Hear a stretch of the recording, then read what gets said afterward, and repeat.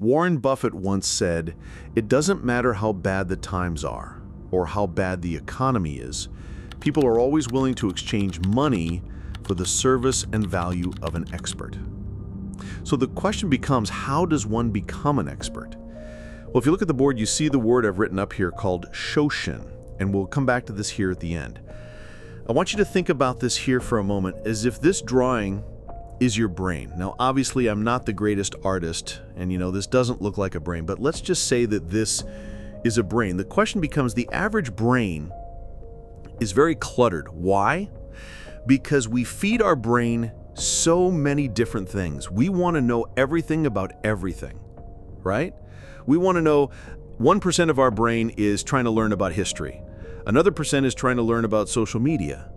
3% is trying to learn about faith. 2% is trying to learn about finance. It doesn't matter. It's so many different things that it prevents us from becoming an expert. Now, what experts normally do is that they're going after is specialized knowledge. So what's the difference between this brain and specialized knowledge? Well, this is a cluttered mind. Specialists don't want a cluttered mind.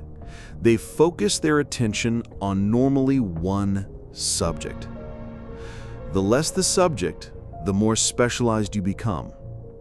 The more the subject, the less specialized you become.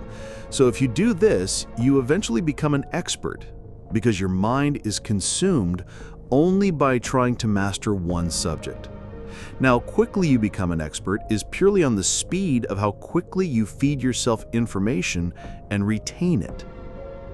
So here's the good news. Once you become an expert, because you may say, wait a minute, I didn't study anything else. Once you become an expert, experts tend to attract other experts. So this is your brain, but now you have other experts in your life, and you're able to use the expertise of other people, so your mind becomes a combination of 10 different minds put together, so now you can have the answers to questions because of the other experts you associate yourself with. And this knowledge that continues, the only way this continues is based on this. Shoshin in Japanese means a beginner's mind. My message of the week to you is to always have the mindset of Shoshin.